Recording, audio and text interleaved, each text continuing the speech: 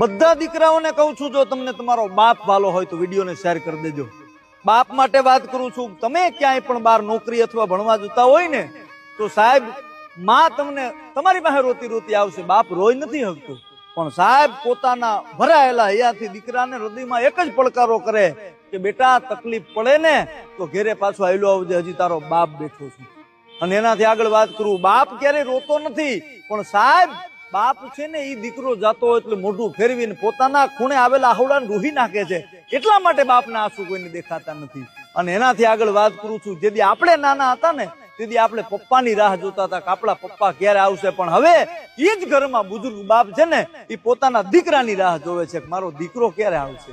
એટલા માટે સમય મળે ને ત્યારે બાપને ગળે લગાવીને આઈ લવ યુ કહી દેજો. મારા બાપ એટલે બાપને હરખનો પાર નહીં.